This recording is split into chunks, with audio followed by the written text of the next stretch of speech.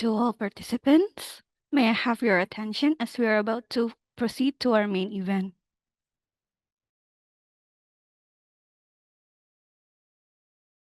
Bismillahirrahmanirrahim. Assalamualaikum warahmatullahi wabarakatuh. Good morning, greetings of health and prosperity to all of us. Our Honorable Distinguished Vice Dean for Community Service, International Affairs and Publication, Profesor Dr. Rina Masada, Spesialis Patologi Anatomi, Konsultan, Master of Philosophy, DFM. Our respected Head of the Department of Neurology, Faculty of Medicine, Hasanuddin University, Dr. Jumraini Tamase, Spesialis Neurologi Konsultan, Subspesialis NRE Konsultan. And to all esteemed guests and participants of the International Webinar Guest Lecture. Welcome and thank you for your presence.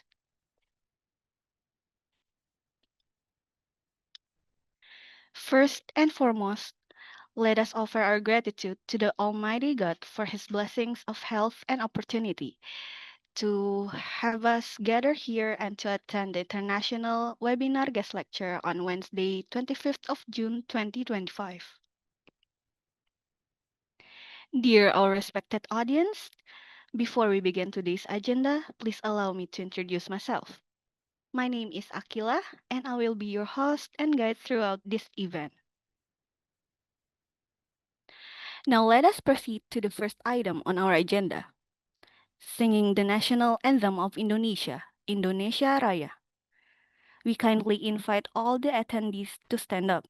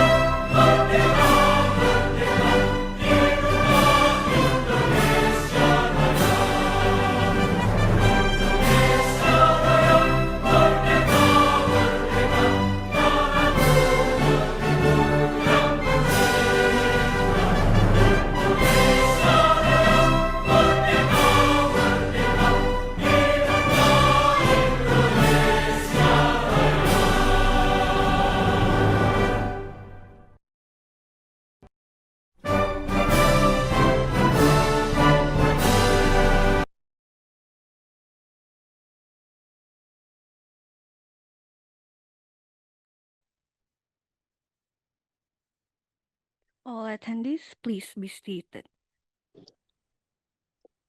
Dear audience, next on our agenda is a welcoming speech from the head of Department of Neurology, Faculty of Medicine, Hasanuddin University, Dr. Jumraini Tamase, Spesialis Neurology Konsultan, Subspesialis NRE Konsultan. With all my respect, please welcome to Dr.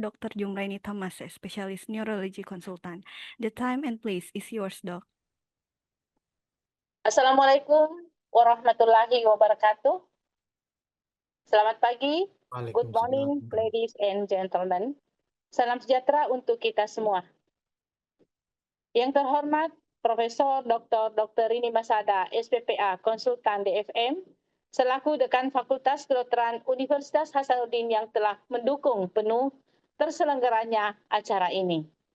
Let us express our deepest gratitude to Allah Subhanahu wa Ta'ala, Tuhan Yang Maha Esa, because today we are blessed together in this international webinar guest lecture organized by the Department of Neurology, Faculty of Medicine, Hasanuddin University, in collaboration with Seoul National University Hospital.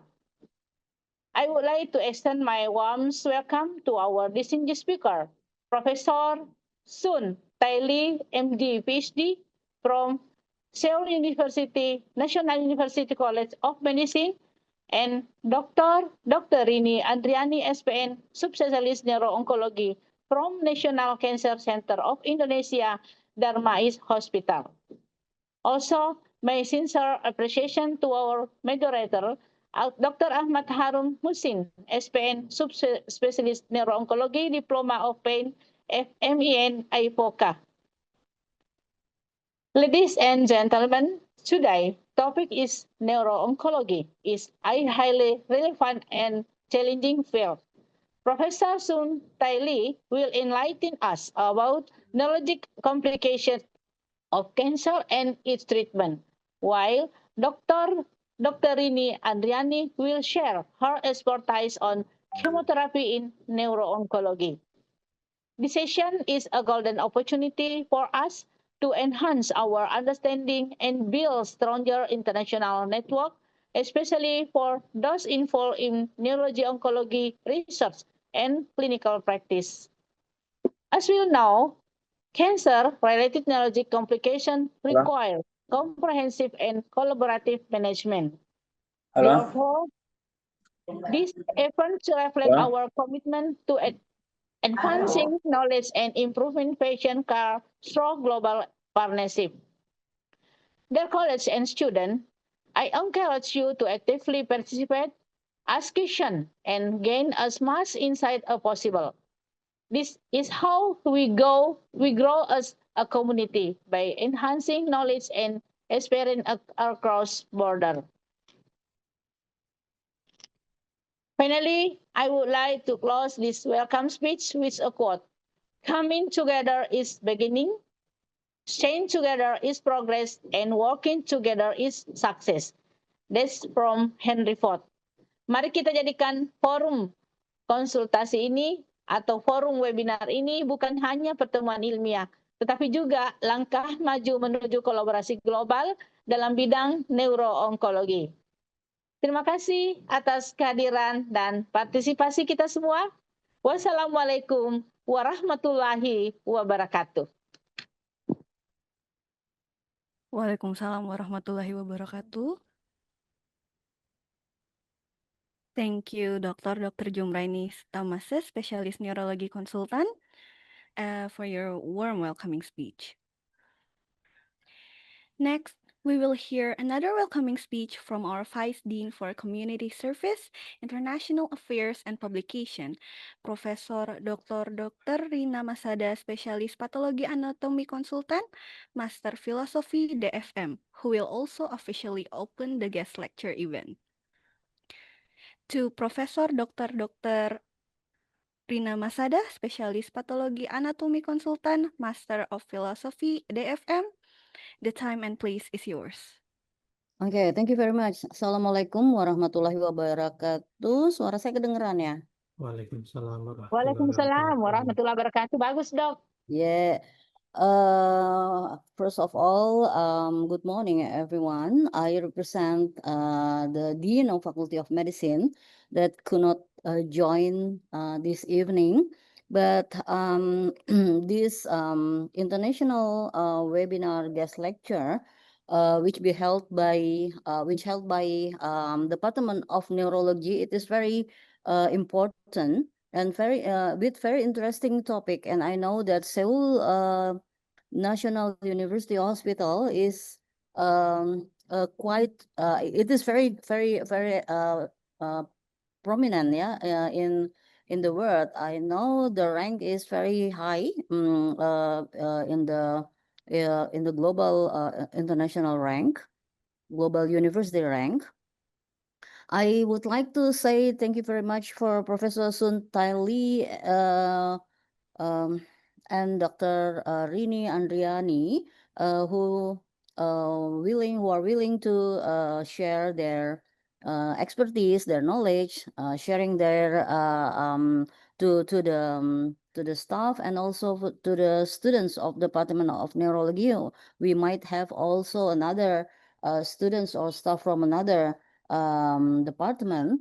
And it is, I know that Department of Neurology, it is one of our prominent, one of our advanced department in Faculty of Medicine, who has many young and very good lecturer in the department. And now our Hasanuddin University is already in the 1,000 rank globally.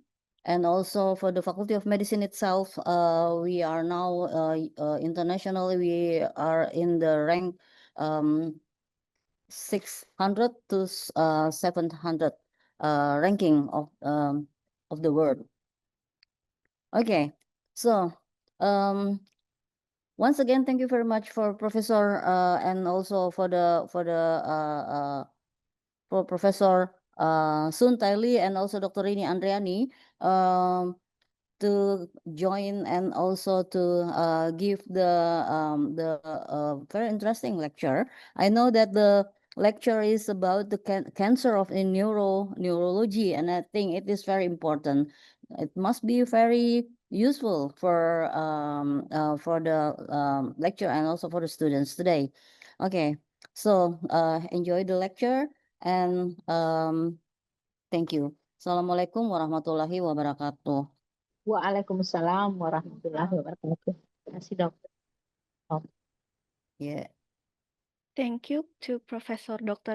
Rina Masada, Specialist Pathology Anatomy Consultant, Master of Philosophy, DFM, for your warm welcoming speech. Now we move on to our main event, the International Webinar Guest Lecture, which will be moderated by our beloved teacher, Dr. Ahmad Harun Muhsin, Specialist Neurology, Subspecialist Neuro-Oncology Consultant, Diploma of Pain, FMEN, IFOCA. Prior to commencing, please allow me to present his curriculum vitae. As you can see, Dr. Harun has pursued many degrees. He graduated from Faculty of Medicine, Muslim University of Indonesia around 2011. Then he continued his neurology specialist in Hasanuddin University around 2019.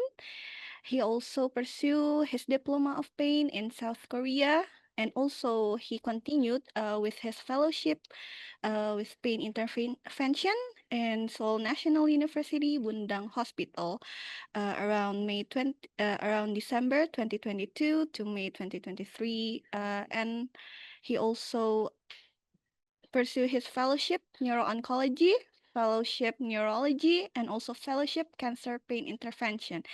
Last in Japan, Kyushu University Hospital. He was also certified as ahli ilmu faal olahraga klinis. So now he is expertised in neurological management of brain tumors, pain intervention, intraoperative neurophysiological monitoring, and also clinical exercise physiologist. So for his working experience, besides being a clinician, he is also an academician. So besides being a doctor and a specialist in the hospital, he's also our lecturer. He is also a lecturer in Faculty of Medicine from Muslim University of Indonesia, and he is also a lecturer in Neurology Department, Faculty of Medicine, Hasanuddin University. So now we already get to know Dr. Harun. This concludes the curriculum vitae of the moderator. So without any further ado, we respectfully invite the moderator to lead the main session. To Dr. Ahmad Harun Muhsin, Specialist Neurology, Subspecialist Neurology Oncology Consultant, Diploma of Pain, FMEN, IFOCA. The time and place is yours. Okay, thank you very much, Master Ceremony. Okay, good morning, everyone. Today is second time of our international guest lecture webinar. The prior one is we've done on the last year on the 2024. So this is our implementation between Seoul National University and Hasanuddin University. And today we will invite our presenter, our lecturer from neuro-oncology. And in the first session, there is Professor Sun Tai Lee, PhD from Seoul National University. Please present the curriculum. Yeah. So, Professor Sun Tai Lee is a lecturer from Seoul National University and also from Seoul National University Hospital. He's got his education in medical doctor from Seoul National University College of Medicine. And then we can see so many milestones. And right now there is a professor in neurology department. And the honor is very much right. In 2005 as a Young Switzer Academic Awards, Korean Medical College Association, South Korea. In 2006, Resident Academic Awards, Seoul National University Hospital, South Korea. And also on that year, Young Investigator Award, Korean Dementia Association, ASI Korea.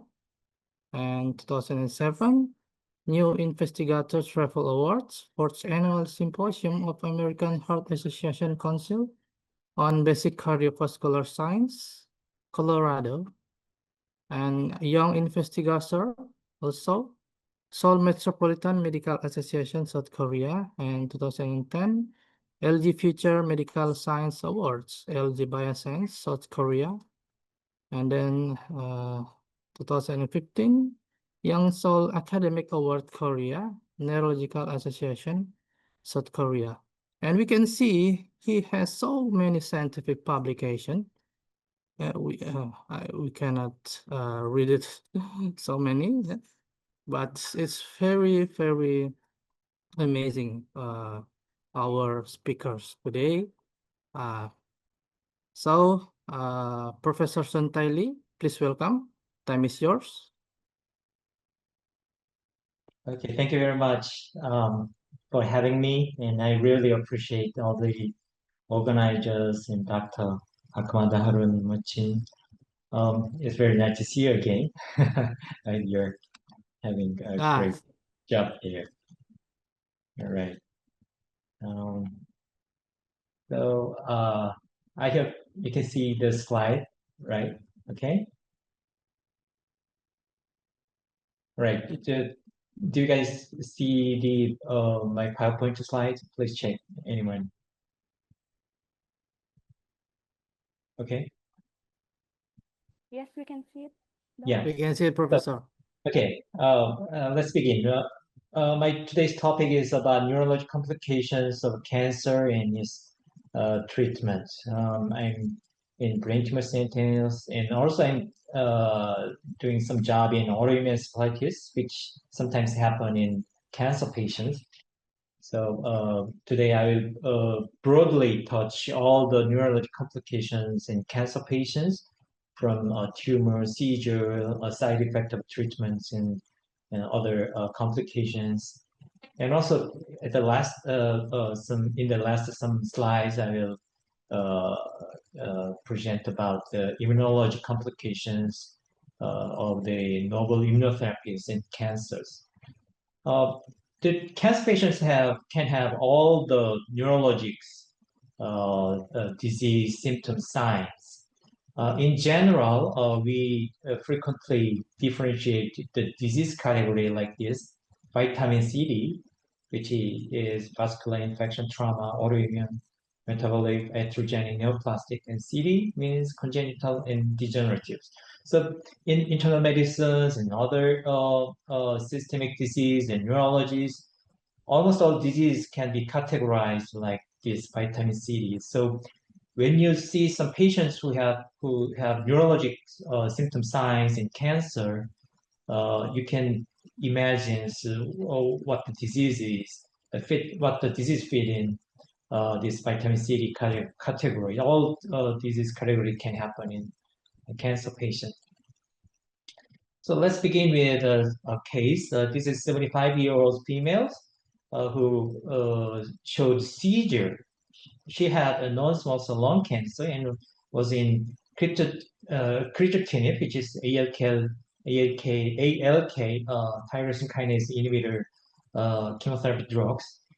During treatment, she had a skin rash and intermittent neutropenia. The brain MRI shows the right side, like left parietal occipital and multifocal frontal small enhancing lesions. So she had seizures. So my first question is, what is the appropriate choice of anti-seizure medications right now? She has chemo and also skin rash and sometimes neutropenia. So let's begin with some seizure characteristics in brain tumor and metastatic tumor patients. The seizure frequencies varies according to the tumor types. In low-grade astrocytoma, almost 75% of dead patients have seizure in some days. In glioblastoma, 50% have seizure. And metastasis, the instance is a little bit low, like 25% have seizure. And leptomeningeal and primary CNS lymphoma rarely cause seizure, like about only 10% of the patients cause seizure. So the seizure frequency varies according to the tumor type. And sometimes we see that low-grade glioma, especially that have IDH1 mutations, frequently have seizures. This is because of IDH1 mutation is kind of oncogenic process that make the astrocytes becomes glioma to brain tumor cells. So in that kind of mutated tumor, this enzyme mutation cause 2-hydroxyglutarate metabolite. So this metabolite, 2-hydroxyglutarate, can cause seizure directly because when this 2-HG is injected into the animal brain, it directly stimulates NMDA receptors and causes seizure. So the reason why the low-grade brain tumors have high frequency of seizure is usually because this 2-hydroxyglutarate metabolite. And also other factors can cause seizure, like excitatory inhibitory imbalance, like brain tumor cells frequently secrete glutamate, which is excitatory neurotransmitter. And also they have brain edema and albumin extravasations, which stimulate the neurons and can provoke the seizure. And also brain tumor cells can have glutamate transporters, so you can secrete glutamate. All these factors can provoke the seizure, and if the provoked seizures are repeated, they form epileptic circuit, and the patient can become a recurrent seizure patient. But initial brain tumor treatment can reduce seizure frequency, and gross total resections of the primary brain tumor can sometimes cause seizure freedoms. It happens in about 80% in low-grade tumor and 87% in high-grade tumor. So if there is a patient who had a seizure and had a brain tumor, like astrocytoma or glioblastoma, if the patient are treated with gross total resection, so neurosurgeons remove the tumor very well, then it's likely that 80% of that patients are seizure-free. But even though that happens, we do not stop anti-seizure medication at the time because 20% of that population can still can have seizure afterwards. So it's not recommended to stop anti-seizure medication after the brain tumor surgery. So we continue ASM, anti-seizure medication, for up to 2 years. But sometimes some patients don't have good compliance to the anti-seizure medications, and they stop the drug by themselves without consulting the physicians, and visit outpatient clinic and saying, doctors, I just stopped my medication, but for 1 or 2 months, I'm fine. I had no seizure. In that case, we do not restart anti-seizure medications because the gross to total resections might already cure the seizures in 80%, and the patients themselves prove that. So in that case, we do not restart anti-seizure medication. But in general, about 20% of the population still can have seizures. In subtotal resections, the seizure freedom rate is much low. And also radiation and chemotherapy, the anti-cancer treatment also reduce the seizure risk. But sometimes many patients have no seizure at all at the beginning of the brain tumor diagnosis, and they need brain tumor surgery. In guideline like SNO and EANO guideline, in patients with newly diagnosed brain tumor who had not seizure before, clinicians should not prescribe anti-seizure medication. This is a rule. So to prevent any further seizures, you should not prescribe anti-seizure medications.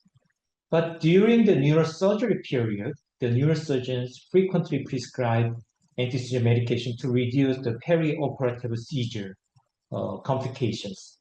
They can do this, but AAN guideline recommend that to consider taper off anti-seizure medication at 1 week post-operatively. So after 1 week, there's no benefit of continuing anti-seizure medication afterward, because anti-seizure medications can have many side effects. It make the patient drowsy, which prevent the rehabilitations, and it can cause neutropenia, thrombocytopenia, and also other side effects. So stopping anti-seizure medication after 1 week is recommended. But most important consideration in prescribing anti-seizure medications are actually like this. The first one is drug interactions.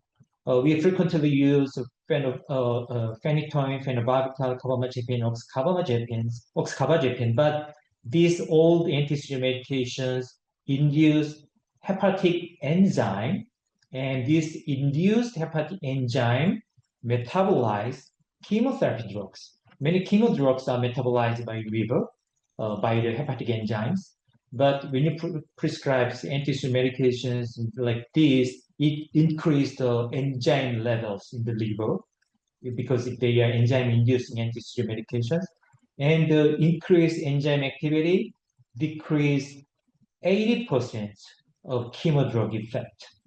So you should check if the chemo drug is metabolized by the liver or kidney, and if the drug is metabolized by the liver, you should not prescribe the anti-seizure medication like phenytoin, phenobarbital, and carbamazepine, because it will remove the chemotherapy efficacy.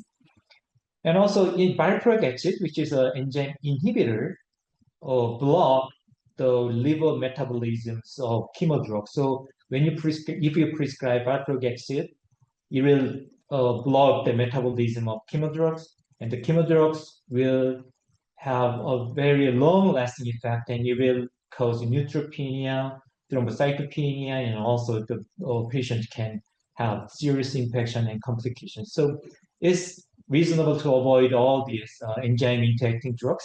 And levetiracetam, lacosamide are very safe in this regard, so it's recommended to use levetiracetam and lacosamide. Also, anti-seizure medication can have a rash and cytopenia, and also it has cognitive side effect and weight loss, and also other hair loss, tremor. So it's very important to account all these ASM-related side effects in cancer patients, because all chemotherapy drugs and also cancer patients frequently have cytopenia and cognitive dysfunctions and all the side effects. And also brain edema, because brain edema causes seizures. Sometimes you don't need to add anti-seizure medication in seizure patients if they have some brain edema. In that case, you just can add dexamethasone, the steroid, to reduce the seizure risk. And seizure may be the sign of tumor progressions. If the patients visit emergency rooms or unscheduled visit to the outpatient clinics for the seizure, especially novel new seizures, 70% of the patients actually have tumor progressions in the brain. So you need to check brain MRI for every unexpected seizures. Let's see let's go back to the patient side. So the patient's the brain metastasis patient is scheduled to the whole brain radiations for multiple brain lesions. She's concerned about potential cognitive decline due to the whole brain radiation. She's young and she's active in her job, so preventing some cognitive decline might be an important issue for her. So this is a trial, ITOG 0614, published in 2013. During the whole brain radiations, they prescribed memantine, which is Alzheimer's drugs, in 5 milligrams daily, and then dosed up to twice daily, and up to 10 milligrams twice daily. They prescribed the drugs for 24 weeks. And as you can see, the dotted line, the right side, is placebo groups. They showed cognitive failure, which means the failure in active daily livings. About two-thirds, 65% of the patients showed cognitive failure, but by prescribing memantine, the ratio, the percentage decreased to 54%. It's very slight. So when you prescribe 10 patients memantines, you can prevent one patient cognitive failure. So the number needed to treat is 10, but ASCO guideline recommend memantine prescriptions in whole brain radiations population. Also recommend hippocampal saving avoidance in RTA design. So we can consider memantine in whole brain radiation patients who have some concern about cognitive decline. But other focused radiation therapies can cause other side effects, like this is glioblastoma patient. This is the initial tumor, right? The patient had left temporal tumors. It was well removed, and they treated the patient with radiations. And after 2 years, there is another enhancing lesion in the intertemporal lobes. The lesion was removed, but at this time, the lesion was radiation necrosis, which is caused by the previous radiation therapies. So radiation necrosis is caused by the loss of perivascular parasite. Tumor vessel is very leaky, but if the parasite is lost by the radiation therapies, the vessel is again leaky, so it can have enhancing brain lesions. So it is very confusing with tumor recurrence. And sometimes there is a SMART syndrome, which is strong like migraine attacks after radiation therapy. This is a 30-year-old female who has been treated with radiations in 2017. After 3 years, she had migraine attack and seizure. This was the initial MRI with after the brain tumor surgery. After the migraine attack, the lesions again showed flare edemas, and there is no tumor recurrence, but she has frequent daily headache and nausea. We call this SMART syndrome, strong like migraine attacks after radiation therapy. This is common radiation complications in chronic phase. Also, we frequently see leptomeningeal metastasis patients. This is a 48-year-old female who had vertigo for the past week. And you can see in the right side, the cerebellar folia is enhanced by the gadolinium enhanced MRI. So we can see there is something in the cerebellums. She had a breast cancer history, and also she already diagnosed with leptomeningeal seedings and was on the treatment with intrathecal methotrexate already. But she newly developed the vertigo at this time. So what is the treatment recommendations at this point? Just continue IT and text. The answer is we need to add a steroid because there's a new focal neurologic problem. So we can restart the steroid, and then we should recommend whole brain radiations, especially focused on the cerebellar folia, because these focal neurologic deficits like cerebellum problems, the Koda-Ikeda syndromes is not cured by intrathecal MTX. So in that case, focal neurologic deficits, we need radiation therapies. So in CSF cytology is always sometimes insensitive, as you know. So initial just one-time CSF lumbar puncture shows only 50% positive cytology. So you should repeat the cytology up to 3 times to increase the sensitivity.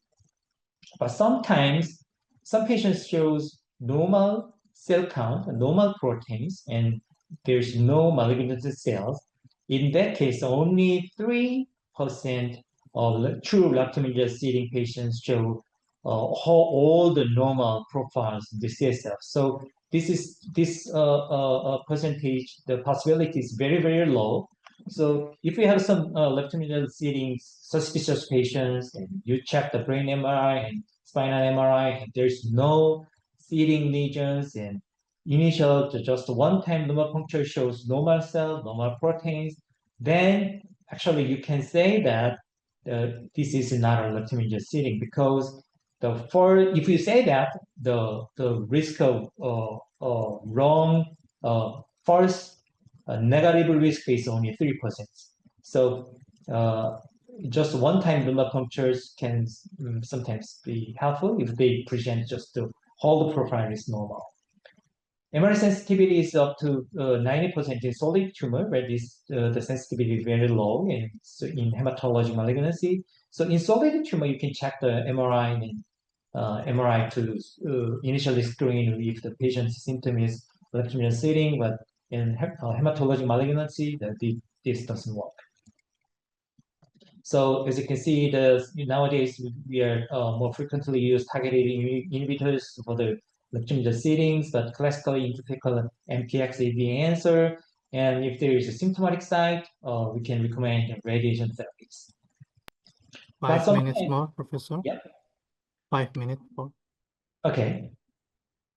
But sometimes if the CSF is blocked, the patient can have serious complications like this. IT MTX drugs were infused intraventrically, but the CSF circulation was not good in the patients, so it caused radiation, the subocular necrotizing leukoencephalopathy in the patients. There's a lot of other complications in chemotherapy like this. Subocular encephalopathy can cause by MTX, and cytarabine, RRC, can cause cerebral ataxia. Ifosfamide and busulfan can cause a seizure, and other immunotherapy can cause autoimmune phenomena. The most common complication of chemotherapy is actually CIPN, chemotherapy-induced peripheral neuropathies. In CIPN, we prescribe duloxetine, which is an antidepressant. This is the only clinical trial that have positive or successful result in CIPN. Other clinical trials using pregabalin, gabapentin, or other vitamins all failed. Those drugs doesn't have any effect in CIPN. So duloxetine has only pain-reducing effect in CIPN in 2/3 of the patient prescribed. This is the last case. A 67-year-old patient had lung cancer and suddenly showed decreased consciousness and fever. He was in the chemotherapy with cisplatin paclitaxel.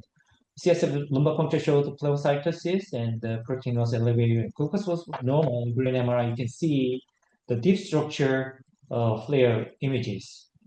What is it? Fever, pleocytosis. This is the infections. And in cancer patients, the most common neuroinfection virulent bacteria is actually Listeria, because chemotherapy drugs decrease the T lymphocyte and phagocytic cells listeria and virus are susceptible in the patients. And if the patients have neutropenia, like neutrophil defect, the gram-negative bacteria is the most common and serious complication of infections. And if the patient have CSF device, we should rule out the S. aureus and Candida. The listeria is sometimes most serious complication, and the brain MRI like this is the common presentation of listeria encephalitis. All right, because time is almost up, so I will wrap up. I prepared some immunotherapy-related neurological complication, but I guess these immuno-oncology drugs are not commonly used in those countries. So you can imagine that if the patient are treated with immunotherapies, usually the immunotherapy drugs increase host immune response against cancer, but those T cells and other cells can also attack the brain and CNS, peripheral nervous system, causing autoimmune neurologic complications. These drugs are tezolizumab, causing the very fuzzy brain enhancing lesions, and also immunotherapy drugs enhance the T cell response against cancer, but also it has non-specific side effect to the host, all the organ, brain, lung, skin. This immunity response happen in 1 and 2 months. So if the immunotherapy initiated and after 1-2 months, if the patient have various neurological complications, we should suspect immunotherapy-related side effect. We call it IRA, immunotherapy-related adverse event. All the neurological complications can happen, like from the peripheral to central. The diagnosis and treatment follow the original disease, not the chemotherapy drugs. So you can use immunoglobulin steroid according to the disease. Also, nowadays, the CAR T cells is commonly used in some lymphoma and other hematologic malignancies. CAR T cells is generated to attack the cancer cell, but it sometimes attack the brain non-specifically. In that case, there's a small dot-like, strong-like lesions, peripheral nerves are damaged, and it can also combine with cytokine release syndrome. Interleukin-6 is enhanced, and so the patient can be altered the mentality and FAJ micromoles and seizures. In that case, they can have various brain presentations, and in that case, we use steroid and tocilizumab. I will share all the slides with Dr. Harun, so you can ask Dr. Harun to check the brain slides. This is a kind of last slide of in cancer patients, they can have a lot of autoimmune encephalitis. Actually, this is some other specialties. So if I have another chance, I will present the details of autoimmune encephalitis and cranionephrotic syndromes. So they can have many neurologic oncologic emergencies, neoplasty, cranionephrotic, and cancer treatment emergency. But if you can approach step by step with background broad knowledge, but all the complications can be manageable and the patient can survive. Thank you very much. Well, thank you very much, Professor Lee, for the insightful presentation. Now we will proceed to the Q&A session. Participants may raise your hand or type question in the chat box, or you may directly asking. Please ask.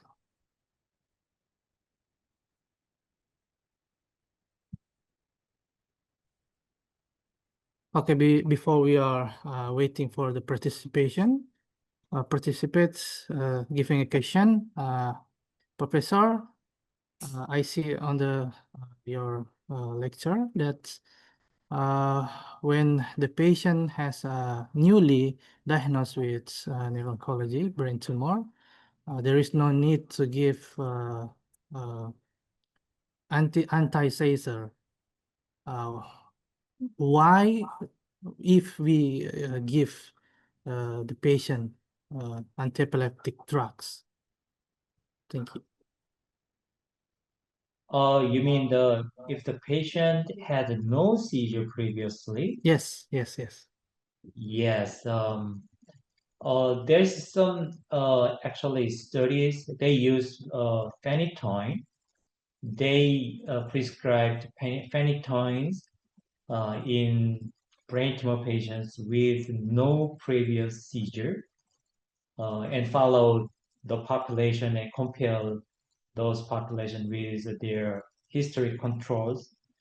But the seizure incidence even after the prescriptions did not decrease because usually the initial seizure in brain tumor is actually not an epilepsy.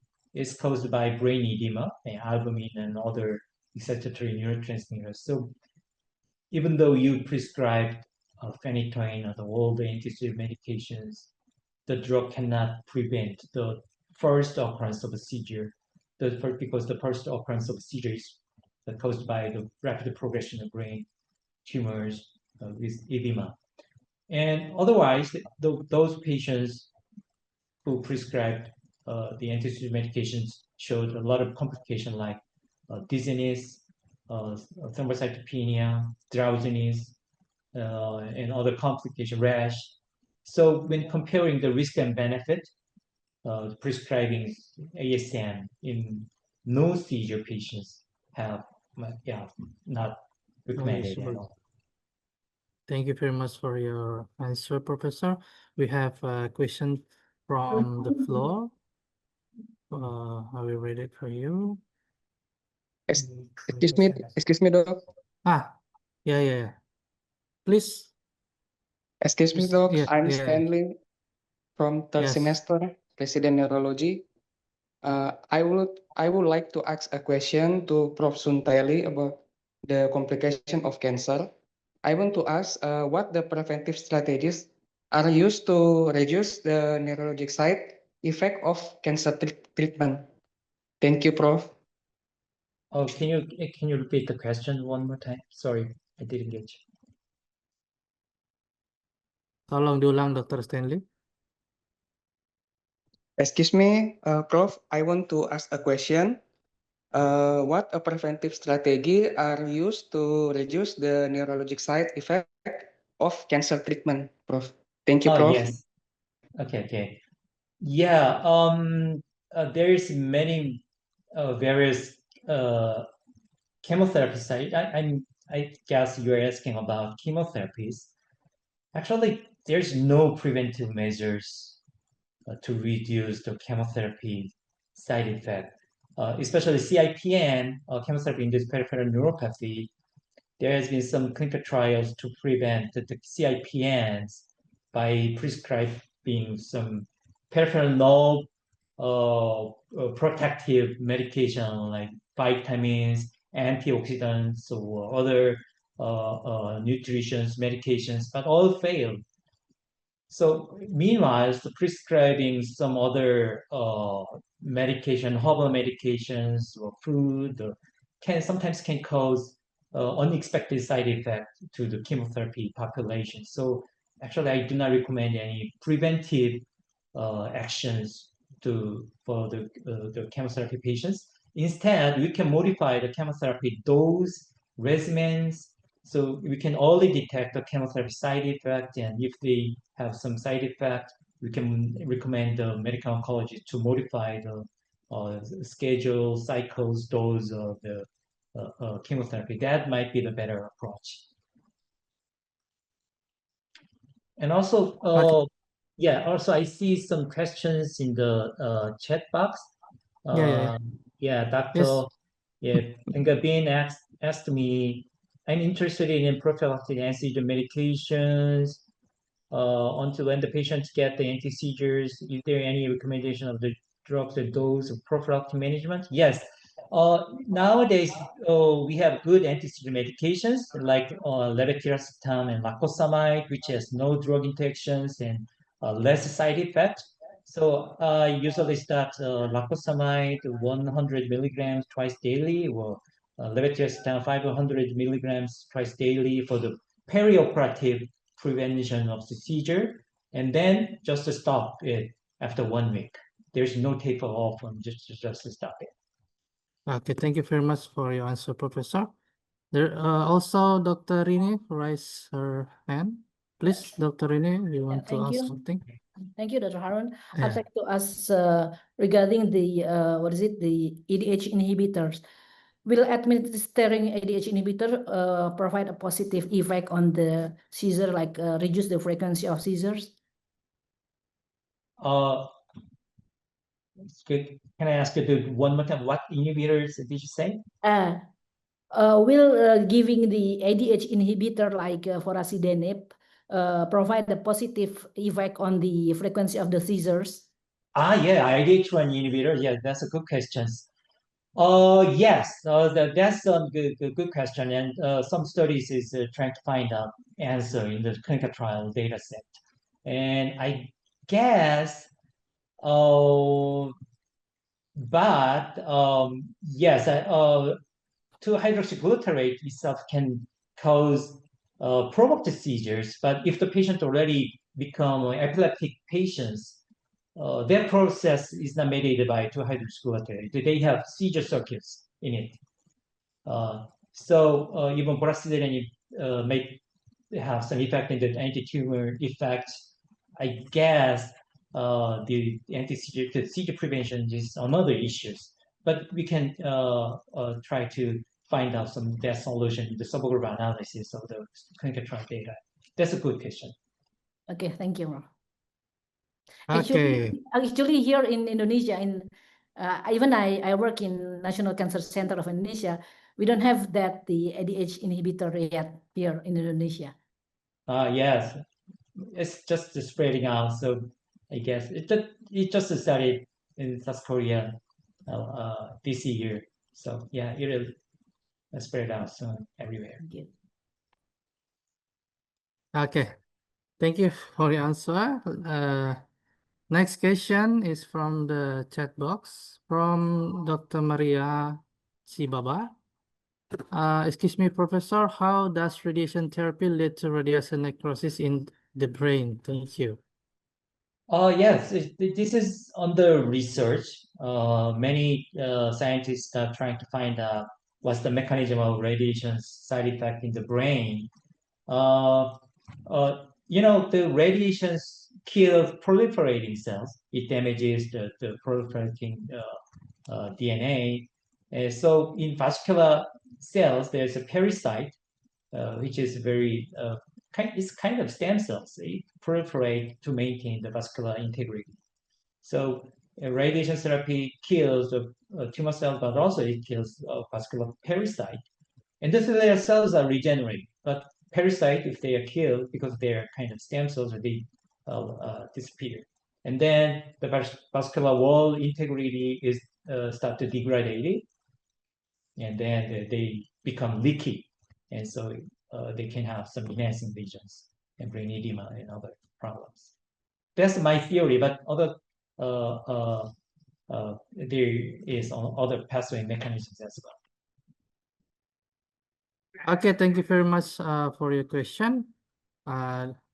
Okay, we are in the last session, or we will proceed the virtual photo session, yeah, with the certificate of appreciation. Please, committee, present the certificate.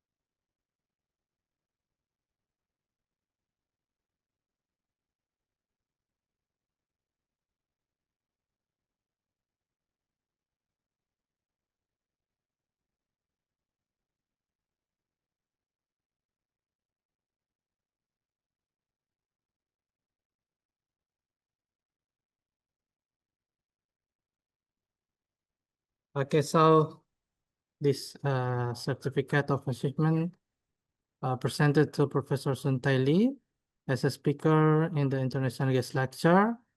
The topic is neurologic complication of cancer and its treatment.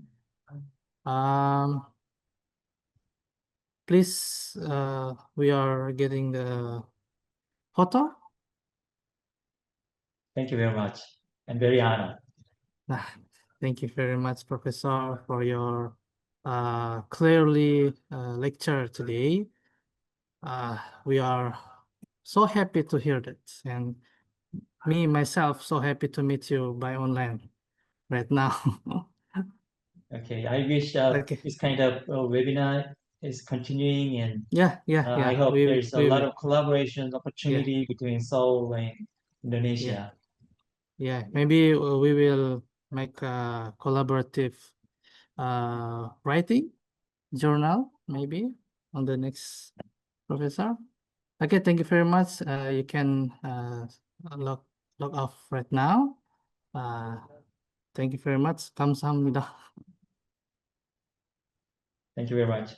Thank you very much, Professor. Okay, next session is I invite next speaker. Let me allow to introduce Dr. Rini Andriani, spesialis neurologi, subspesialis neuro-oncology. She is a consultant of neuro-oncologist from National Cancer Hospital, Darmais Hospital. In this session, let me bring this session with bahasa, ya. Oke, karena permintaan dari dokter ini juga ya, dan kita sudah berpisah dengan Profesor Sun Tai Lee dan juga partisipan juga semuanya dari Indonesia, maka saya akan membawakan secara bahasa ya. Jadi kali ini kita akan mendengarkan sharing ya kuliah dari dokter ini tentang kemoterapi pada kasus-kasus neuro-onkologi. Ya, kepada dokter ini disilahkan, Dok. Baik, terima kasih Dr. Harun sebagai moderator. Saya ucapkan terima kasih kepada panitia khususnya FK Unhas Departemen Neurologi atas kesempatannya untuk mengizinkan saya memberikan kuliah pada hari ini. Kita mungkin bukan kuliah, kita berbagi pengalaman. Tapi saya ini dikasih judulnya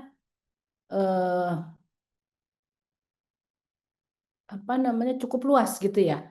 Tadi juga saya melihat Prof. Sun itu juga judulnya sangat luas sehingga cepat-cepat banget gitu. Mungkin nanti diperlukan satu sesi yang lebih fokus gitu, apa yang lebih dimau ini. Mungkin ini makanya jadi dia juga ngomong sekedar overview dulu ya. Saya diminta untuk berbicara tentang kemoterapi di neuro-onkologi. Baik, kita mulai. Jadi memang kemoterapi di dalam neuro-onkologi itu sebenarnya belum terlalu banyak penggunaannya ya. Nah, cara-cara untuk bisa sebagai salah satu opsi ini untuk memberikan kemoterapi.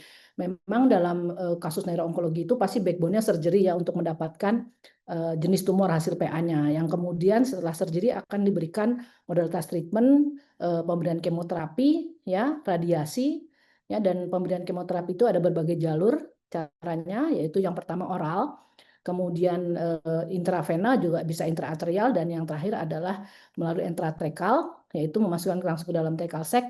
Kita biasanya nyebutnya semuanya dibilang intratekal, tapi lewat LP, satunya lewat Omaya. Kalau yang lewat lumbal puncture itu biasa kita kerjakan sebagai seorang neurolog, ya. Nah, yang kemudian kalau yang atas yang lewat Omaya reservoir itu langsung masuk ke dalam ventricle. Baik, kita mulai. Jadi kita tahu bahwa kemoterapi itu adalah suatu multimodal treatment-nya dalam bidang neuro-onkologi yang memang sudah cukup established ya, walaupun di Indonesia belum banyak, di mana ini strateginya adalah berfungsi sebagai cytotoxic agent yang akan mengganggu replikasi DNA dan pembelahan sel pada sel tumor ganas. Juga bisa diberikan sebagai adjuvan ya, yang diberikan setelah operasi ya, untuk menghilangkan sisa-sisa tumor residu pasca operasi dan juga menurunkan kemungkinan atau chance daripada relapse kembali tumor, recurrence tumor ya, karena beda relapse dengan recurrent. Kemudian Juga nanti kita lihat beberapa slide di bawah bahwa pada primary brain tumor yang malignan, seperti misalnya glioblastoma multiforme atau yang sering disingkat GBM ini, penggunaan agent yang sudah sangat kita kenal yaitu temozolomide memang merupakan suatu cornerstone ya pada pengobatan pasca surgical. Juga biasanya kita combine dengan radioterapi yang berfungsi sebagai sensitizer untuk meningkatkan efek daripada kematian sel tumor. Dan pada sel-sel yang recurrent nanti kita bisa menggunakan sebagai primary atau bahkan sebagai adjuvant treatment. Nah, sebelum kita overview aja, sebelum kita memulai suatu kemoterapi itu kita harus memahami siklus sel terlebih dahulu. Di sini kita melihat ada satu gambar siklus sel mulai dari G0, kemudian G1, S ya, G2 dan akhirnya pada pembelahan sel mitosis yang terdiri dari beberapa fase. Nah, kita membagi obat-obat kemoterapi itu berdasarkan mekanisme, bukan berdasarkan di mana dia bekerja pada saat siklus sel ini. Jadi yang pertama adalah memang obat-obat kemoterapi yang bekerja berdasarkan dari siklus sel ini, yaitu misalnya golongan obat methotrexate kita sudah cukup kenal, vincristine dan etoposide. Mohon maaf kalau memang sebagian yang mendengar mungkin tidak kulino atau bahasa Jawanya tidak kulino itu tidak familiar dengan jenis obatan ini. Kemudian juga obat-obat kemoterapi yang bekerja tidak berdasarkan jalannya siklus sel ini, yaitu misalnya temozolomide, BCNU, dan cisplatin. Nah, kita juga membagi kelas dari kemoterapi selain dari berdasarkan tepat bekerja dalam siklus sel, kita membagi juga kelas kemoterapi ini berdasarkan mekanisme farmakologiknya. Kita lihat di sini ini adalah obat-obat yang memang sering digunakan pada neuroonkologi. Yang pertama yaitu alkylating agent, yaitu obat-obatan golongan nitrogen mustard yaitu sokofosfamid dan ifosfamid. Kemudian golongan nitroseurea yaitu CCNU dan BCNU. Ya, CCNU tapi kalau disebutnya lomostin, kalau BCNU malah yang disebut karmostin. Kemudian juga golongan procarbazin, kemudian golongan platinum compounds, misalnya platinum, karboplatin dan lain sebagainya. Kemudian yang sering kita pakai yaitu temozolomide. Golongan berikutnya adalah golongan topoisomerase inhibitor. Ini adalah etoposide. Kemudian yang berikutnya adalah berdasarkan mekanisme farmakologinya adalah natural products, yaitu golongan zinc alkaloid, di mana sering digunakan pada pengobatan hematologic malignancy, terutama juga pada anak-anak, vincristine, vinblastin. Kemudian golongan pyrimidine analog, fluoro-5-FU ya, dan sitarabin. Kemudian purin analog. Dan juga methotrexate yang merupakan analog dari folic acid. Kemudian yang berikutnya adalah camptothecin derivat, yaitu irinotecan dan topotecan. Jadi kita akan membahas, karena waktunya memang terbatas, mungkin saya tidak akan membahas secara keseluruhan, tapi nanti obat-obat mana saja yang memang perannya cukup banyak dan di guideline sudah sudah established di guideline ya. Sedangkan obat-obat lain terutama misalnya yang etoposide gitu ya, itu kan lebih baik dengan pada anak-anak. Saya tidak akan bahas dengan detail di dalam presentasi kali ini. Nah, kembali tadi pertama kita memperhatikan kelas dari kemoterapinya, kemudian yang berikutnya adalah kalau kita mau bergerak di bidang neuroonkologi memberikan kemoterapi, kita harus berpikir satu hal, yaitu otak itu berbeda dengan organ tubuh yang lain ya. Karena dia memiliki berat brain barrier. Sedikit mengingatkan sejawat sekalian ya, pasti masih ingat lah ya, bagaimana berat brain barrier itu tersusun ya. Ini adalah sisi dari yang lumen pembuluh darahnya ya, yang di sini luminal, yang di sini adalah sisi albuminal di sisi jaringan otaknya. Di mana kita tahu bahwa berat brain barrier ini terdiri dari endotel pembuluh darah ya, endotel sel, kemudian juga ada tight junction-nya ya, kemudian juga dikelilingi oleh parasite ya, pericyte, dan yang terutama juga hampir diliputi seluruhnya oleh kaki-kaki astrocyte. Ini adalah semua struktur penyusun dari blood-brain barrier. Dan kemudian dari anatomi daripada blood-brain barrier ini di blood barrier ini mempunyai beberapa mekanisme ya untuk dapat masuknya senyawa sama ke dalam jaringan otak. Ya, jadi nggak sembarangan bisa masuk saja gitu dengan passive diffusion, tidak. Tetapi mempunyai beberapa mekanismenya, yaitu misalnya yang pertama bisa dibaca di sini melalui transporter mediated transitosis, kemudian yang kedua reseptor mediated transitosis, dan seterusnya sampai Yang ketujuh, yang cukup memegang peranan penting di sini adalah yang nomor 4 kita lihat di sini adalah melalui jalur atau pathway lipofilik. Jadi di mana kita melihat bahwa obat-obatan yang bisa masuk ke dalam jaringan otak yang menembus blood-brain ini adalah harus mempunyai sifat larut dalam lemak atau lipofilik ya, sehingga dia masuk ke dalam melalui mekanisme nomor 4 ini. Tetapi juga jangan lupa obat-obat kemo yang lain biasanya meskipun sudah bisa masuk ternyata mengalami pembuangan atau ditendang kembali oleh yang namanya mekanisme efflux pumps. Jadi setiap obat kemo yang masuk mungkin ada reseptor tertentunya, misalnya dimasukkan vinkristin ya di dalam pembuluh darah secara sistemik, diterima dulu oleh reseptor, tetapi kemudian dia akan ditendang keluar oleh reseptor yang khusus untuk vinkristin dan lain sebagainya. Jadi mekanismenya begitu baiknya dia untuk melindungi jaringan otak. Kemudian obat-obat lain juga bisa masuk, misalnya yang ukurannya kecil nanti akan masuk melalui mekanisme passive diffusion, nanti kita lihat. Baik, yang pertama kita akan berbicara mengenai golongan nitrosurea. Jadi kalau kita lihat dengan struktur nitrosurea, dia bersifat sangat lipofilik ya, mudah larut dalam lemak, sehingga dengan mudah dia masuk melalui jalur atau mekanisme yang 4 ini, yaitu jalur lipophilic pathway. Kemudian kita tidak usah membahas yang terlalu detail. Yang berikutnya adalah temozolomide yang memang seringkali kita gunakan untuk pengobatan glioma. Ya, meskipun dia bersifat hidrofobik, tetapi dia tetap bisa masuk karena ternyata ukurannya itu sangat kecil, yaitu hanya 194 DA. Sedangkan ukuran di atas 450 atau 500 itu memang tidak bisa masuk. Karena dia kecil, dia bisa masuk lewat passive diffusion ya. Di sini ada mekanisme juga passive diffusion. Nah, tapi beberapa jurnal juga menyatakan bahwa si temozolomide ini mempunyai sifat lipofilik juga, sehingga seringkali juga bisa masuk melalui jalur yang tadi yang nomor 4 ya. Sehingga juga dibandingkan ini dengan alkylating agent yang lain tadi, misalnya nitrosurea, meskipun dia dibanding yang lain, yang alkylating agent lain yang terus saja memang larut dalam lemak, tapi dibanding alkylating agent lain dia tetap juga mempunyai efek mudah larut dalam lemak sedikit ya. Kemudian yang berikutnya adalah procarbazin ya, meskipun dia bersifat tidak larut dalam lemak tapi larut dalam air, tapi dia akan berubah metabolit saat diberikan dalam bentuk procarbazin, dia akan dirubah menjadi bentuk metabolitnya yang cukup mudah untuk melewati blood-brain barrier melalui passive diffusion dan kadang-kadang juga melalui metabolic transformasinya.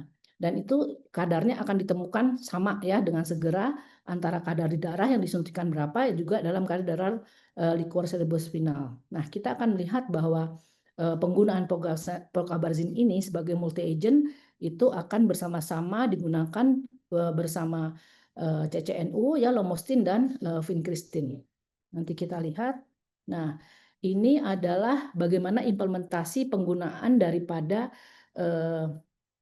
alkylating agent ya, temozolomide, kemudian penggunaan CCNU ya yang bersama-sama digunakan bersama dengan procarbazin yang kita sebut sebagai PCV. Jadi ini adalah salah satu contoh guideline saja yang saya ambil bahwa penggunaan ini sudah begitu, implementasi penggunaannya ini sudah betul-betul kita jalankan ya, khususnya di Rumah Sakit Kanker Darmais, mudah-mudahan di Rumah Sakit Teman Sejawat sekalian juga sudah, di mana kita melihat kita tidak akan menerangkan bagaimana ADH mutan, bagaimana ADH wild type ini pada pasien yang memang sudah terdiagnosis sebagai ADH mutan ya, adult type diffuse glioma ADH mutan ya, ini sudah tegak diagnosa sebagai oligo maupun aseristoma, maka kita bisa melihat berdasarkan prognostik faktor, di ujungnya kita akan memberikan putusan akan di kemo apa.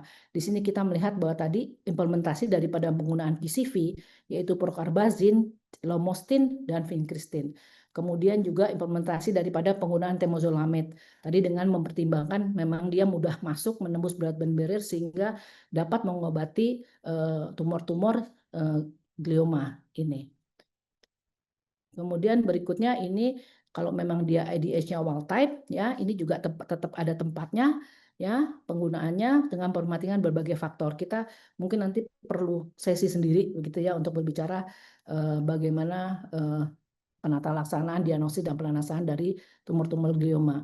Ini juga tetap ada tempatnya ya, penggunaan temozolomide, tapi kita lihat karena di sini adalah dia glioblastoma atau grade 4 yang ADH wild type, tidak ada penggunaan PCV karena dia bukan oligodendroma sesuai indikasi. Jadi artinya ini adalah implementasi daripada penggunaan obat-obat kemo yang tadi saya jabarkan di depan.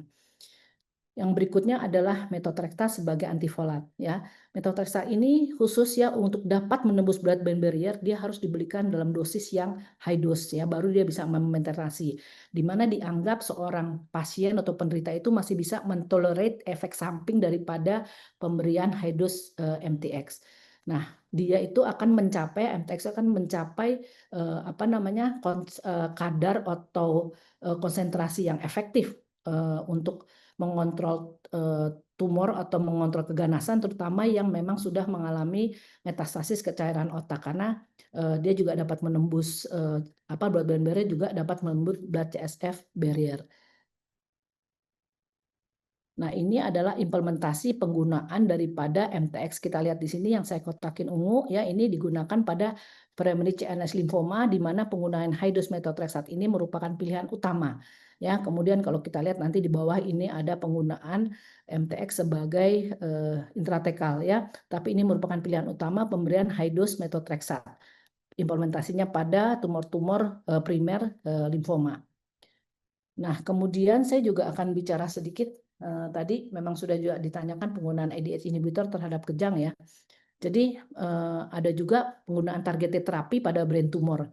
Cuman sayangnya memang di Indonesia seperti saat saya bertanya bahwa memang ADH inhibitor di sini yang memang sudah di ACC adalah yang sudah dimasukkan ke guideline adalah penggunaan vorasidenib ya, yang akan mentargetkan IDH mutasi 1 dan 2 tetapi hanya untuk low grade glioma. Kemudian juga penggunaan VEGF inhibitor yaitu bevacizumab yang mentargetkan VEGF ya, suatu protein yang mempromot formasi dari pembuluh darah baru yang akan memberi nutrisi pada tumor. Dan ini biasanya kita gunakan pada recurrent glioblastoma. Kita coba lihat bagaimana tadi mungkin Prof sudah menerangkan sedikit mengenai bagaimana ADH ini mengalami mutasi. Jadi memang pada kondisi normal yang terbentuk adalah alfa-ketolglutarat yang akan berperan dalam siklus Krebs atau bagian kecil dari cycle TCA ini. Hasil yang fisiologis adalah seharusnya alfa-ketolglutarat, tetapi apabila ADH 1 dan 2 mengalami mutasi, di mana ADH 2 dan 3 ini letaknya adalah di mitokondria, sedangkan ADH 1 letaknya ada di sitosol, kemudian mengalami mutasi pada ADH 1 dan ADH 2, sehingga yang akan terbentuk banyak instead of alfa-ketolglutarat yang terbentuk adalah D2 hidroksigenase ya. Nah, maka hidroglutarat, Nah, maka yang seharusnya secara normal dia akan berefek langsung terhadap KDM dan TET sehingga akan meregulasi ekspresi gen, juga mengatur diferensiasi sel. Maka apabila yang mengalami mutasi, maka akan terjadi akumulasi dari D2HG yang akan berkompetensi untuk melakukan direct efek langsung ke TET dan KDM, menghambat sehingga tidak akan terjadi yang fisiologis, maka akan terjadi suatu modifikasi epigenetik, kemudian juga ada perubahan gen expression, juga tidak akan terjadi diferensiasi. Yang terjadi adalah dedifferentiation. Nah, semua ini kalau kita mau lihat lebih jelasnya lagi, bahwa pengaruh dari 2 hidroksiglutarat ini akan menyebabkan kondisi yang kita sebut sebagai hipermetilasi. Ya, di mana hipermetilasi ini akan menyebabkan tumor formation dan tumor progression. Dan tetapi ternyata kondisi hipermetilasi sendiri pun akan menurunkan surveillance dari tumor imun. Jadi menurunkan kadar dari tumor imun surveillance, di mana hal ini semua akan berperan pada tumor formation dan tumor progression. Sehingga secara logika akan diberikan penghambat terhadap ADH tersebut yang kita sebut yang memang sudah sudah established ya di dalam guideline adalah inhibitor terhadap ADH 1 ADH 2 yang kita sebut sebagai vorasidenib. Ya, dia akan bersikap 2 ya, akan mempunyai sifat menghambat ADH 1 dan ADH 2, tetapi ini hanya khusus untuk low grade glioma saja. Sementara untuk yang penghambat sendiri-sendiri ADH 1 ya, ini obat-obatannya kita belum ada, ini juga belum ada, apalagi yang ini ya. Dan yang sudah disetujui di guideline adalah penghambat ADH 1 dan ADH 2 dengan mekanisme yang sama. Kemudian yang berikutnya Dokter Harun, saya masih ada berapa lama, Dokter Harun? 5 menit lagi kan. Oke. Yang berikutnya adalah VEGF inhibitor yang kita sebut bevakizumab. Jadi bevakizumab itu kita berikan dengan standar dos ya untuk recurrent glioblastoma itu adalah 10 mg setiap per kilogram berat badan setiap 2 minggu ya. Memang secara penelitian studi menunjukkan akan berpengaruh terhadap PFS atau prolonged progression free survival-nya.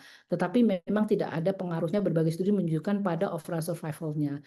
Nah, memang bevakizumab ini penggunaannya luas untuk tumor-tumor di luar ekstrakranial ya, pada CA paru, pada CA kolon ya, tetapi biasanya tidak diberikan sebagai single agent. Tetapi kalau untuk GBM memang diberikan sebagai as a single agent. Jadi kalau dianggap pasien ini progresif ya atau recurrent, maka akan diberikan GBM. Sudah tentu sebelumnya sudah diberikan terapi-terapi yang standar ya, protokol dan sebagainya.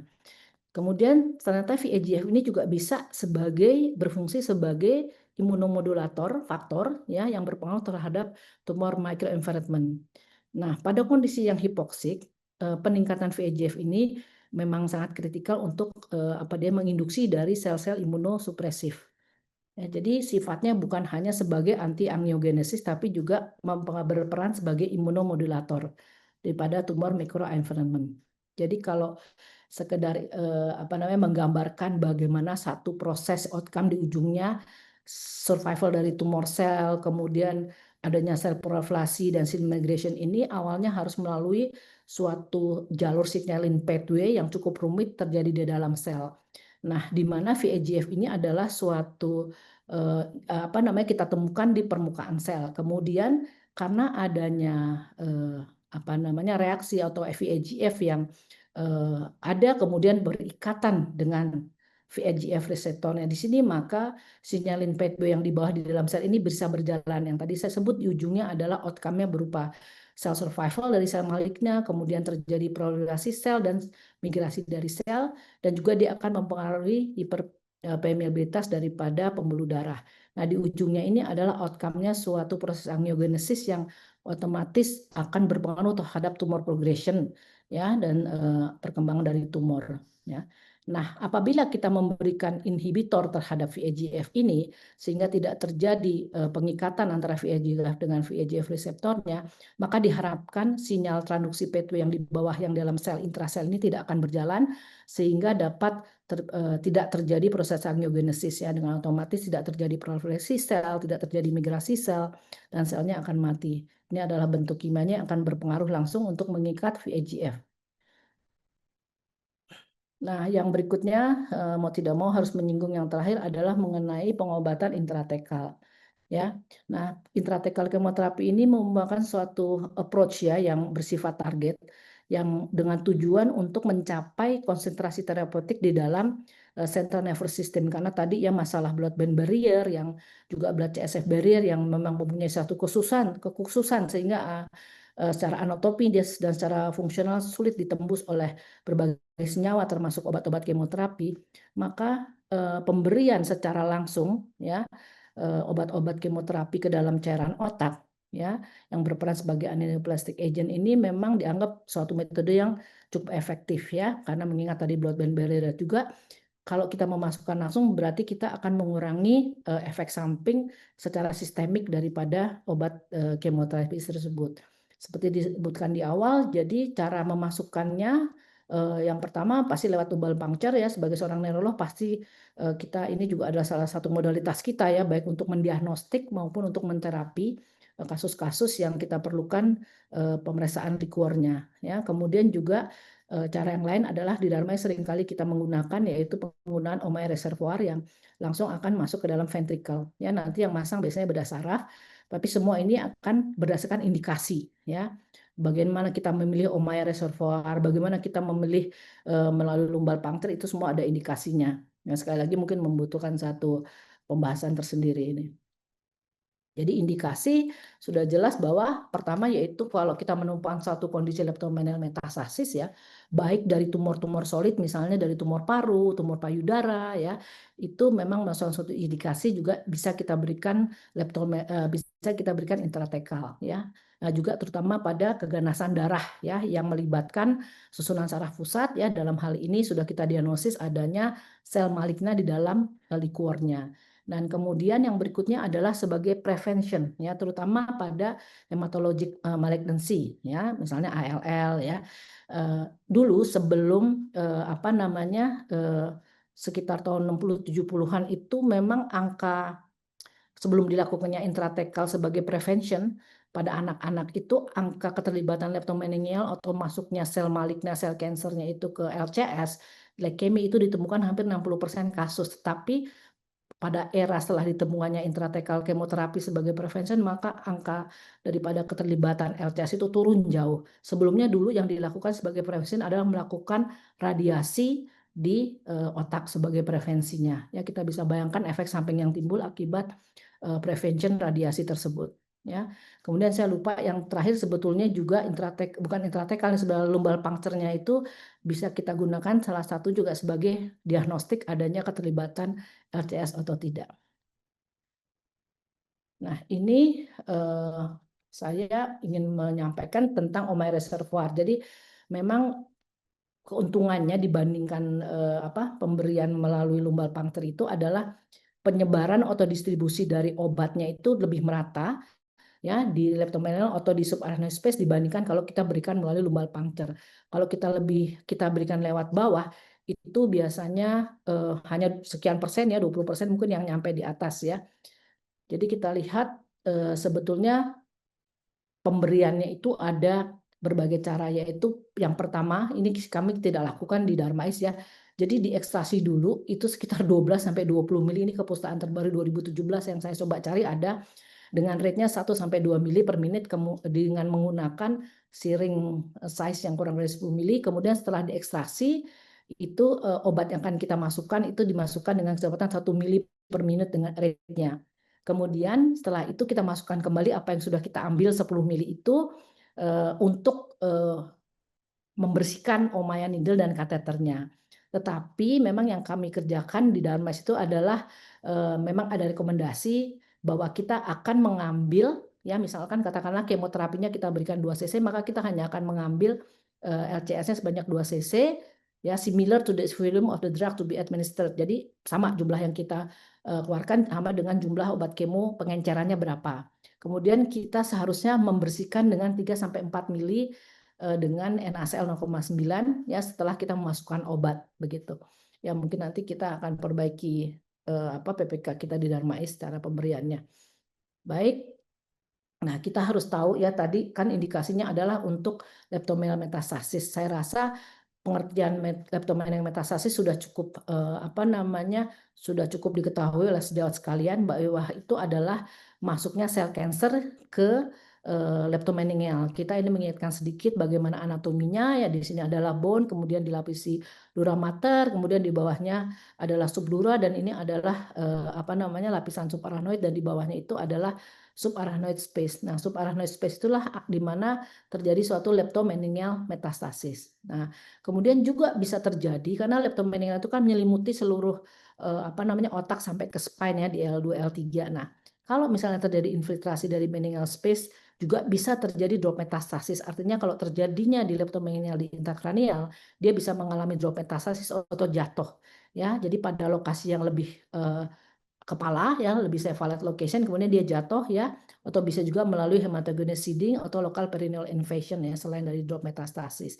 Ini mungkin gambaran yang cukup jelas ya. Darmais punya gambaran leptomeningeal yang lebih mengerikan lagi gitu ya.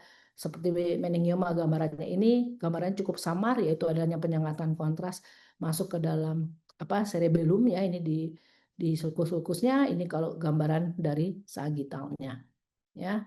Nah, ini obat-obat yang banyak digunakan ya, dan memang ada juga di Indonesia dan di Darmais ada, ini memang hanya methotrexate dan sitarabin, di mana sitarabin ini juga belum lama ada ya, karena sitarabin sebetulnya ada tetapi buat yang sistemik. Nah, sitarabin yang untuk leptomeningeal atau untuk LCS ini memang belum lama ada di Darmais ya, bentuknya berbeda. Kita nggak boleh masukin sembarangan obat gitu ya, kemudian itu untuk letavena kemudian kita masukkan ke melalui intratekal ya. Jadi memang pemberian ITM-TX ini dosisnya berdasarkan body surface. Ingat ya, berdasarkan body surface ternyata bisa meningkatkan neurotoxicity pada anak dan adolescents ya. Oleh karena itu kita lebih baik menggunakan berdasarkan umur ya. Jadi kita biasanya kalau di bawah usia 2 tahun maka kita akan menggunakan hanya sekitar 8. Tetapi kalau memang pada dewasa kita bisa menggunakan 10 sampai 15. Saya biasanya menggunakan 12 mg. Ya. Terus kemudian bagaimana dengan arase ya. Memang dosis terkait arase ini memang belum ada yang betul-betul established secara jelas ya. Nah, ini juga sama ya. Dosisnya harus dihitung bukan berdasarkan body surface karena efek toksisitasnya. Jadi sebaiknya kita menghitung berdasarkan usia. Ya. Kemudian ini kita lihat bahwa berbagai studi ya ini cukup baru gitu. Kalau dulu kan agak sulit ya, berkali-kali kita coba mencari dosis dan protokolnya seperti apa. Ini ada kepustakaan tahun 2017 yang menunjukkan bagaimana penggunaan metotrexat ini digunakan sebagai profilaksis maupun sebagai treatment ya. Ini cukup banyak, nanti bisa kita adopt juga ya. Nah, ini mereka rata-rata semua berdasarkan usia penentuan dosisnya. Jadi kalau di atas 2 tahun nih mereka sudah membuat di atas 10, jadi 10 sampai 15, tapi tetap berdasarkan tahun. Di atas 9 tahun baru 15 mg. Ya, ini berbagai penelitian, ini sebagai profilaksis. Kemudian kalau sebagai treatment, ini juga kita bisa lihat ya. Bisa kita adopt juga dosisnya dan seterusnya. Nah, ini penggunaan sitarabin sendiri, ingat ya, jangan menggunakan sitarabin yang untuk intravena, tetapi yang digunakan untuk intratekal. Ini juga lebih banyak memang kita gunakan pada kasus-kasus hematologic malignancy. Saya sampaikan juga ternyata MTX yang intratekal ya maupun yang diberikan lewat omaya juga banyak digunakan pada primary brain tumor, misalnya megaloblastom ya. Beberapa literatur juga menyatakan penggunaan, tapi terutama mungkin yang sudah melalui standar treatment yang masih aja ada sisa tumor atau bahkan recurrent lagi, itu ada opsi untuk menggunakan intratekal melalui lumbal puncture maupun melalui omaya. Ya, ini kita kembali kepada sitarabin, baik dosisnya sebagai profilaksis ya ataupun sebagai treatment. Ini juga tetap berdasarkan usia yang digunakan, dosisnya seperti terlampir ya. Memang biasanya lebih sering yang 100 mg kita karena kita biasa mengerjakan yang dewasa. Tuh. Dan ini juga salah satu penggunaan daripada metotrexat intratekal yang saya sudah sebutkan di sebelumnya, memang high dose MTX, tetapi apabila pasiennya bukan kandidat maka ada tempatnya penggunaan MTX intratekal kalau kita dalam staging di sini menemukan bahwa ternyata liquornya memang positif. Jadi ada tempatnya penggunaan MTX intratekal. Nah, kemudian juga yang kita nggak punya nih sayangnya di Indonesia ya. Kemarin waktu di Tumor Board saya bilang ternyata cukup banyak ya modalitas treatment dengan menggunakan intratekal. Kalau kita punya obatnya, jadi ternyata pada tumor-tumor payudara yang subtipenya adalah HER2 mengalami leptomeningeal metastasis, ternyata sudah banyak trialnya yang menggunakan trastuzumab atau kita sebut Herceptin ya, yang diberikan secara intratekal. Sekali lagi kesediaannya harus yang memang bisa disediakan untuk intratekal bukan intravena.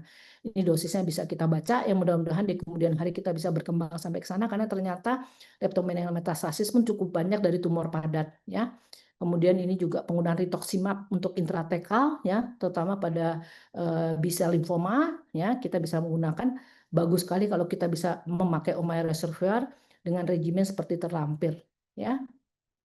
Semuanya sudah disebutkan secara detail. Kita perlu perhatikan adalah efek toksik daripada pemberian rituximab itu ya.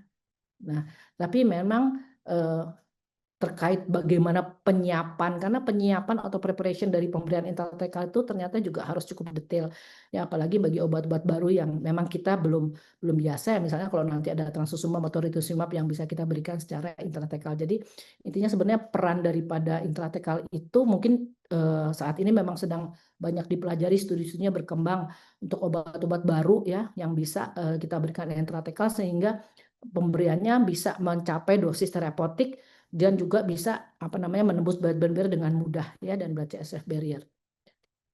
Baik, saya rasa cukup Dr. Harun, mudah-mudahan saya nggak melebihi dari batas waktunya. Terima kasih banyak. Baik, terima kasih banyak atas sharing kuliahnya, Dokter.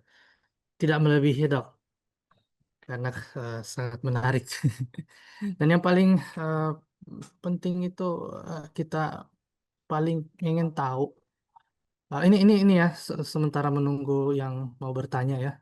Yang saya mau tanyakan atau barangkali bisa di-share gimana sih neurologi itu dalam mengatasi atau mengobati pasien-pasien tumor otak, Dok.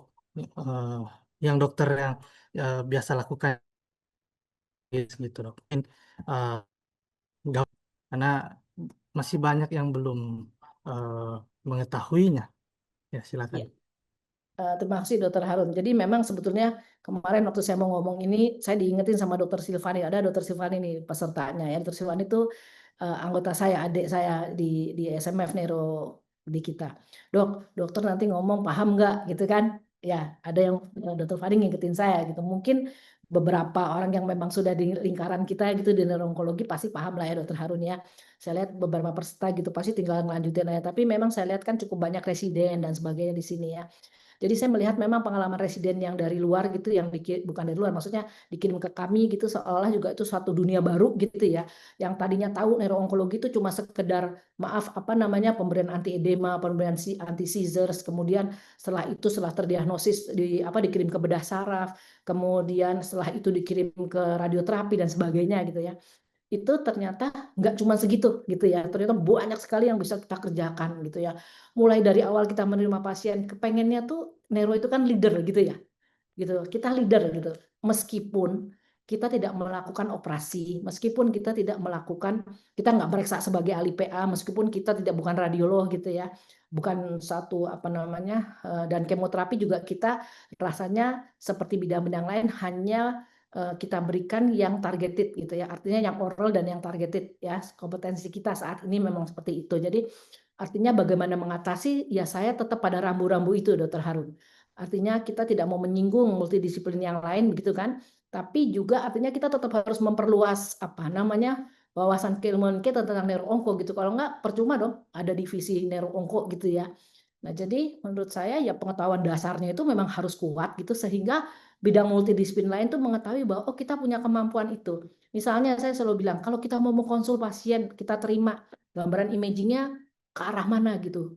Artinya jangan hanya menerima radiologi expertise-nya aja gitu kan. Berarti kita harus tahu juga gimana sih belajar gambaran imaging dari tumor yang ke arah limfoma, kan ada kekhasannya semua, meskipun kita bukan radiolog gitu. Sehingga pada saat misalnya limfoma deh contohnya, dicurigai limfoma otak, mau sekunder kayak mau primer, kita kan pasti akan mengkonsul gitu ya ke bedah saraf. Sebelumnya kita kan melakukan staging dulu gitu ya. Ini kira-kira primer atau sekunder. Kemudian mengonsul bedah saraf kita nggak semua sekedar mohon tata laksana bidang TS, enggak kan. Kita tahu limfoma itu tidak boleh di open craniotomy gitu kan. Buyar deh ya kalau misalnya dia open gitu kan. Udah jelas harus pakai stereotaktik biopsi. Jadi kita akan mengkonsulkan bahwa mohon tata laksana stereotaktik biopsi pada pasien ini untuk mendapatkan hasil PA. Kan gitu kan? Oke, nah seperti itu. Kemudian pada saat kita udah dapat PA-nya apa, kita mau ngonsulin ke radioterapi, kita bukan sekedar ngomong apa tata laksana radiasi di bidang TS kayak tadi Prof. Aku lupa Prof apa namanya? Prof. Suntaili. Ya, Prof. Suntailing itu udah ngomong jadi juga tadi kan masalah apa namanya setelah operasi masalah mau diradiasi kita mau minta apa sih, hipokampal sparing kah, kemudian kita mau minta pemberian memantin kah gitu kan, itu kita yang ngasih. Tapi mau minta hipokampal sparing juga tadi Prof bilang jangan tumornya di hipokampal terus kita minta hipokampal sparing nanti diketawain kan gitu ya. Jadi hal-hal seperti itu yang kita harus tahu. PA-nya kasih hasil ke kita, dia deskripsi PA-nya ada gini, ada nekrosis, ada prolapse endotel, tapi di ujungnya ahli PA-nya ngomong itu grade 2. Lah, kita kan juga belajar gambaran histopatologi yang grade berapa sih yang menunjukkan seperti ini, kok nggak sesuai. Jadi hal-hal seperti itu yang saya rasa kita perlukan, Dokter Harun, pengetahuan dasar ya, yang nggak detail tapi dasar yang kita harus tahu gitu. Bagaimana seorang neurolog menerima apa namanya satu kasus neuroonkologi atau brain tumor, sehingga pada saat kita membagikan atau mengonsulkan kepada multidisiplin lain, dia tahu bahwa kita tahu gitu ya. Sehingga pada tata laksana berikutnya yang misalnya yang targeted kita bisa menata laksana dan kita berhak diberikan kompetensi itu kalau kita memang tahu ya gitu Dokter Harun. Jadi artinya menumbuhkan kepercayaan dari multidisiplin lain itu memang sulit gitu. Jadi saya rasa kuncinya sih cuma itu, pelan-pelan tapi pasti kita bisa melakukan itu semua gitu. Intratekal juga sudah kita ya gitu. Nanti pelan-pelan targeted juga sudah kita nih sekarang. Seperti itu deh gitu Dokter Harun. Nanti saya kalau Ya, ditanya tadi ya saya ngomongnya 2 hari. iya nanti barangkali kita buat lagi yang lebih detail ya Dok ya. Tadi dokter mention multidisiplin nih. Ini seru sekali nih ya kalau kita terlibat dengan spesialis yang lain. Bagaimana sih maksudnya multidisiplin? Iya. Ini nggak ada yang bertanya nih, saya aja ngomong. Ya baik, jadi multidisiplin ini memang betul-betul backbone daripada penanganan kasus neuroonkologi. Kalau suatu center yang mau menangani neuroonkologi ya, kasus-kasus onkologi ya sebetulnya, khususnya neuroonko nih ya, sudah merasakan itu omong kosong, maaf kalau kita tidak ada multidisciplinary team ya.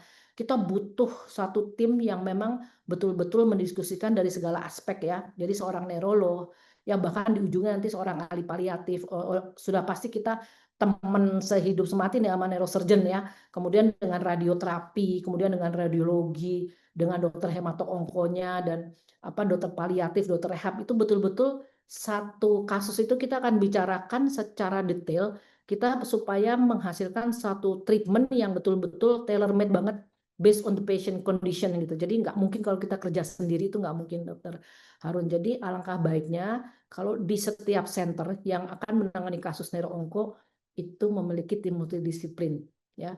Tapi mengingat kita ahli neuroonko juga belum banyak, mungkin sejawat sekalian yang banyak jadi peserta ini, mungkin lebih banyak kita memberikan dasar pengetahuan sampai kapan sih rumah sakit tipe ini atau yang tidak memiliki fasilitasnya sampai mana sih bisa mengatasi kasus neuroonko dan kapan harus merujuk ya. Bahkan kita pun di pusat kanker atau di tipe-tipe yang lain misalnya RSCM, Sarjito dan Karin bisa mengembalikan pasien itu kembali ke neurolog umum yang memegang di daerah. Jadi nggak usah dikirim selalu ke center, mungkin juga nggak harus ke Unhas dan sebagainya ya.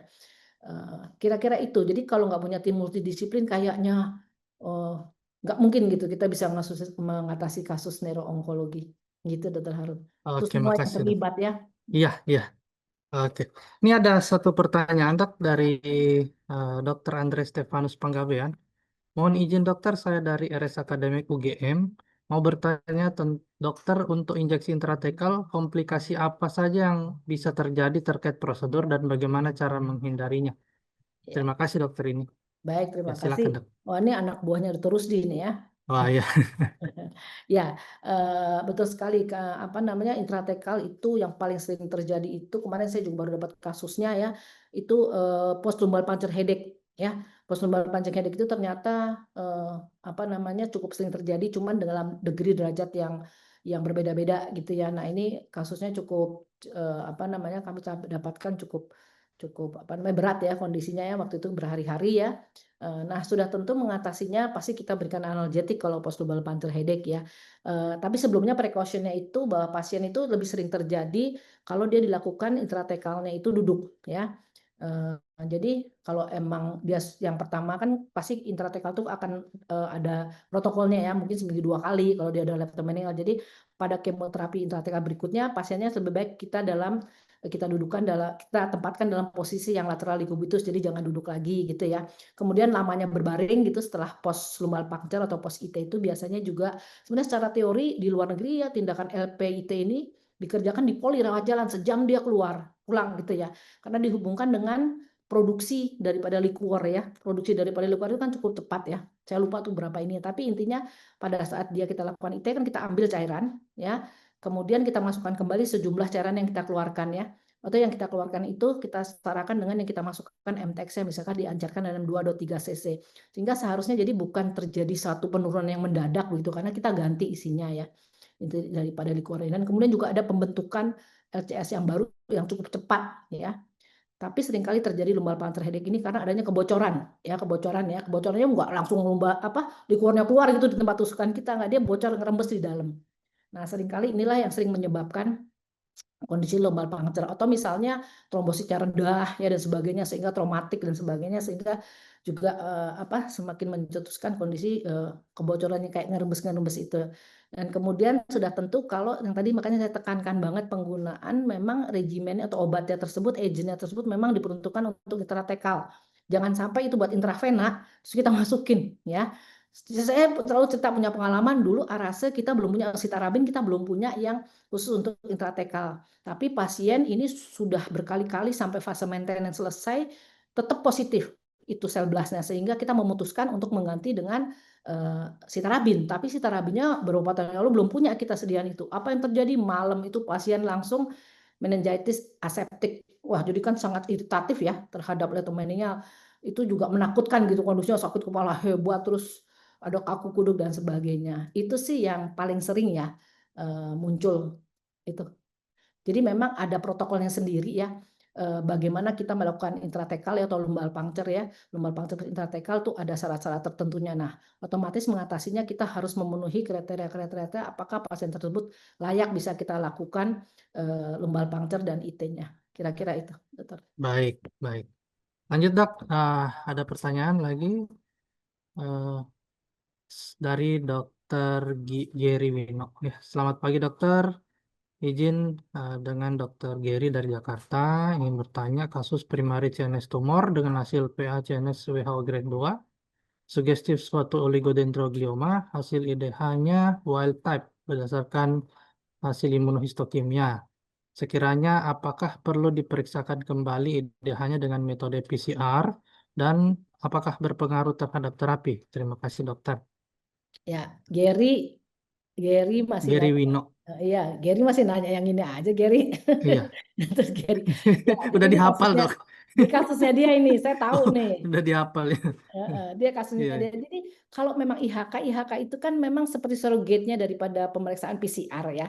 Jadi kalau memang gini, jadi kalau memang dokter ahli PA-nya mau nggak mau kan kita harus percaya dengan ahli PA ya, kompetensinya beliau memang di sana. Kalau memang pembacaan histopatologinya sudah menggambarkan suatu oligodendroglioma gitu ya, tapi kan tidak bisa kalau belum ada markernya yang dia kita screening dulu dengan ADH. Kalau ADH-nya udah wild type tapi masih IHK, ya berarti belum 100% dong gitu kan. Kita tahu itu surrogate loh ya kalau pakai IHK. Jadi ya sebaiknya kita menggunakan bukan surrogate sih istilahnya, artinya dari segi diagnostik itu kan sebetulnya memang kurang ya kalau kita bandingkan PCR. Jadi memang sebaiknya kita tetap lakukan PCR, apalagi histopatologinya udah yang khas-khasnya itu udah hallmarknya dari oligo ada gitu.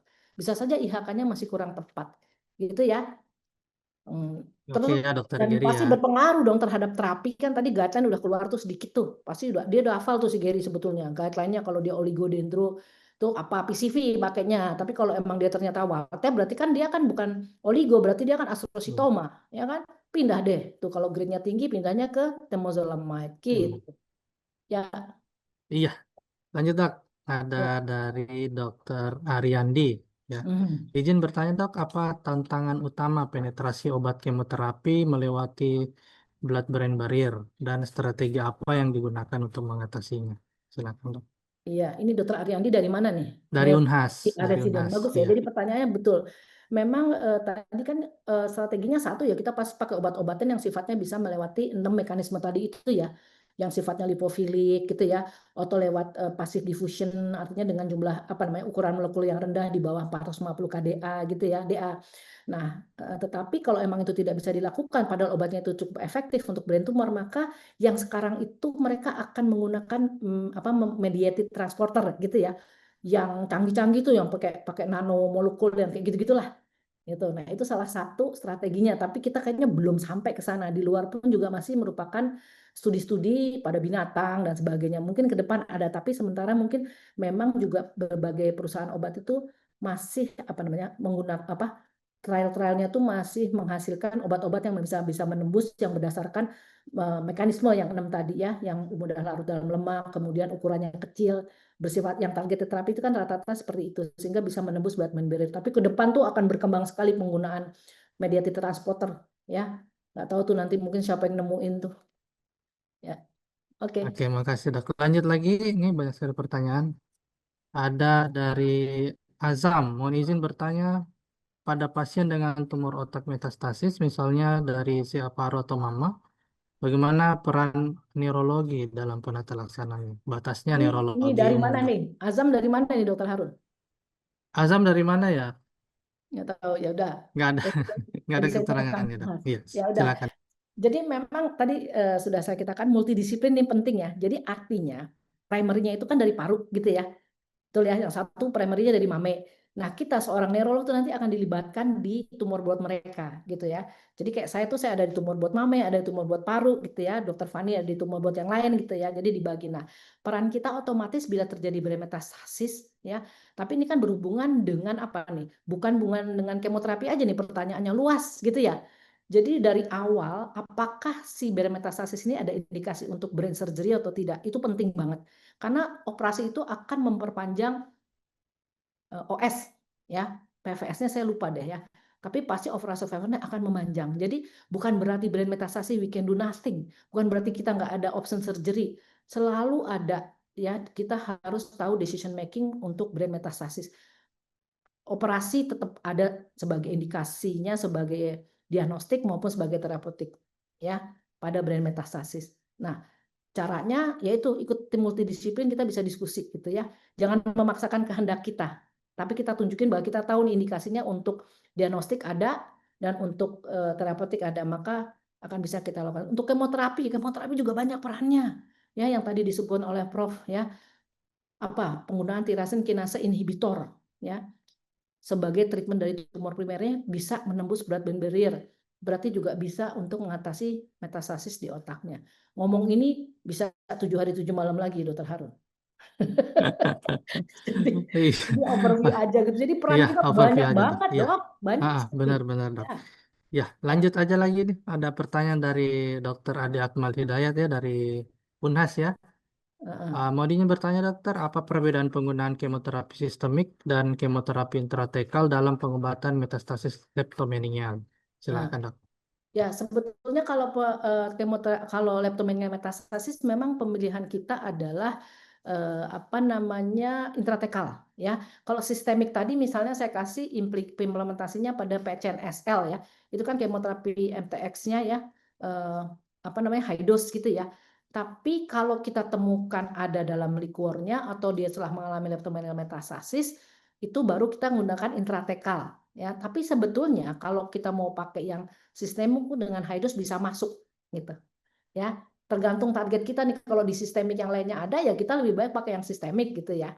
Tapi kalau memang ada di leptomeningeal aja, untuk ininya sih saya lebih memilih intratekal gitu, karena efek sampingnya kan tidak sistemik gitu. Kalau kita berikan intratekal seperti yang saya sebutkan tadi kan hanya lokal di core-nya saja ya.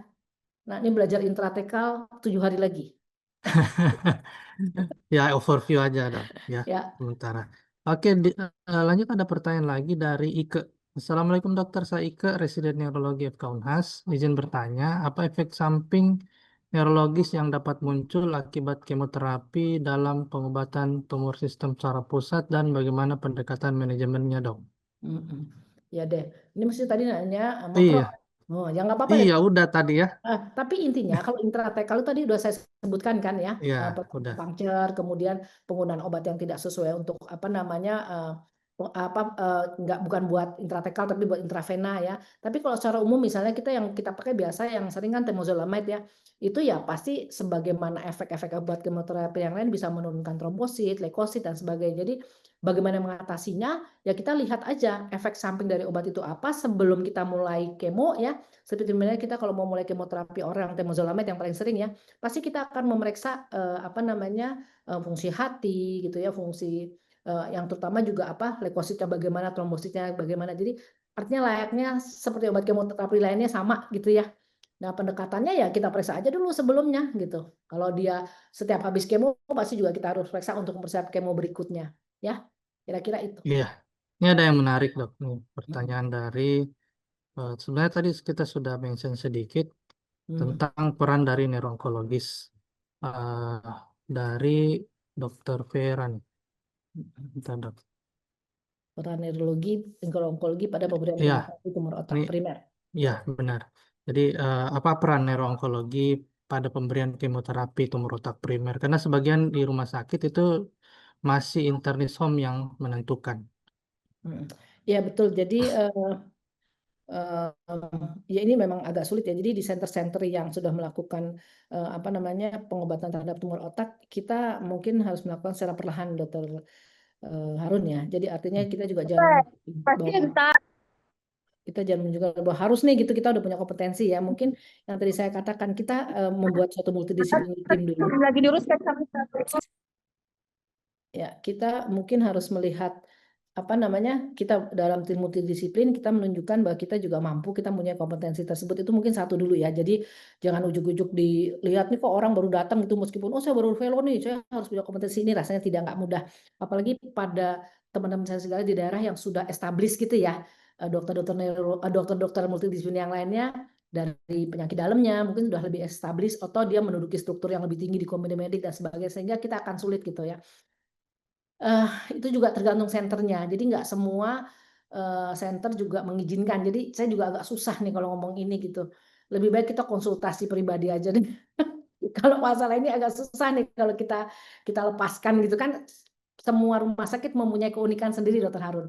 Jadi mungkin harus ada approach yang apa namanya khusus juga gitu dipelajari dulu rasanya. Tapi kalau secara kompetensi, apalagi kita udah fellow, apalagi udah konsultan, kita kalau bukan terbatas ya, saat ini memang yang tadi sudah saya paparkan kemoterapinya ya kemoterapi oral, kemoterapi targeted, intratekal ya, targeted artinya juga untuk yang inhibitor ADH, untuk yang apa anti VEGF itu memang sudah apa namanya dalam masa pendidikan kita tuh dapat gitu. Jadi artinya itu kompetensi kita. Kembali lagi ke rumah sakit masing-masing bagaimana sih di sana begitu ya. Tapi bisa kok gitu. Pelan-pelan nanti. Ya. Oke, terakhir nih Ya. dari Ahmad Syahrir. Mohon izin bertanya dok, bagaimana KIE ya pasien brain metastasis ke pasien dan keluarga yang baik perihal prognosis dengan berbagai scoring Oh, Karnofsky, KIE ini bukan yang MGMT. quality of life, ya. Selain edukasi tata laksana lanjutan. Terima kasih dok. Jadi nanyanya apa? Maksudnya gimana nanya? Sorry, edukasinya. Ya, edukasi konseling Oh ya. ya, Nah, komunikasi. ini kan ini bagus nih ya yang Karnofsky, kita kan selama ini pakai Karnofsky ya, KPS ya. Sekarang kemarin itu Dokter Tiara itu residennya salah satu tesisnya itu tentang itu. Tentang neurologi assessment in apa kayak Rano tapi nanonya jadi untuk neurologic fungsinya gitu. Itu juga cukup bagus sih ya kalau emang kasusnya memang brain tumor kan pasti akan fungsi neurologis yang dinilai ya. Scoring selain dia jadi melihat perbandingan dengan scoring KPS ya. Cuma nanti dilihat ya kalau udah dipublish ya, nanti dilihat ya bagus banget ya. Juga bisa menentukan quality of life. Kemudian edukasi ya tergantung.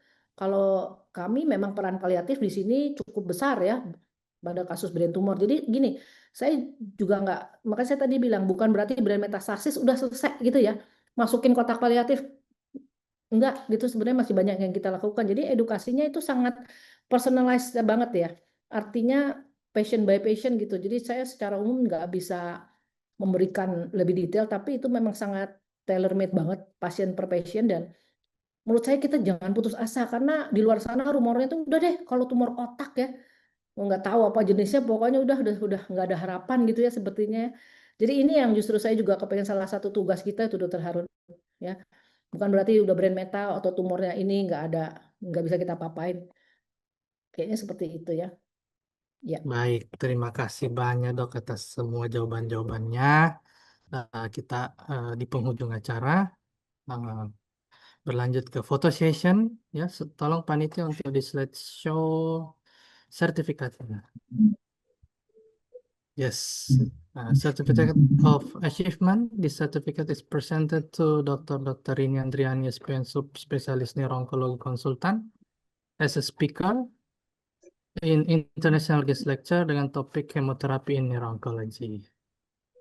Baik, kita berfoto bersama. Tolong berikan aba-aba.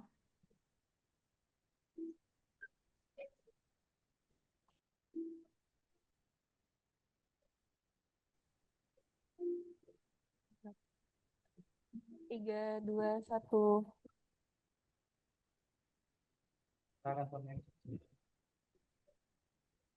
Oke, terima kasih banyak Dokter Rini atas kesempatannya sudah memberikan kuliah yang sangat mind blowing ya, sangat jelas.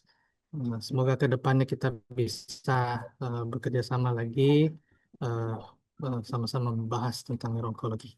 Terima kasih banyak dok. Assalamualaikum warahmatullahi wabarakatuh. Saya serahkan kembali kepada MC, silakan dokter.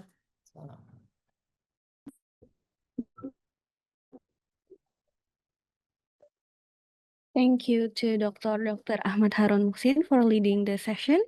We hope that everyone has gained valuable insights from the presentations from our esteemed speakers. Amin ya Rabbal Alamin. Dear guests, we have now come to an end of today's event. We sincerely apologize for any shortcomings or words that may have been inappropriate during the event. Wabillahi taufiq wal hidayah. Wassalamualaikum warahmatullahi wabarakatuh, and have a nice day. Waalaikumsalam. Waalaikumsalam warahmatullahi Terima kasih wabarakatuh. dok. Izin live ya. Terima kasih Dr. Ya. Harun, terima kasih panitia. Ya dok, Terima kasih. izin live dok. Terima kasih Itu dok. Dr. Gimana Erwin kabar ya Dokter Erwin? suaranya? Iya dok, ya. Makasih dok. Ilmunya dok. Cerahkan. Makasih dokter ini. Makasih dokter Arun. Izin live dok. Ya, makasih Iya, Dr. semua Erwin. panitia. Ya, sama-sama. Iya. Assalamualaikum. Betul. Salam. Makasih panitia ya. Good job. Thank you. Terima kasih dok.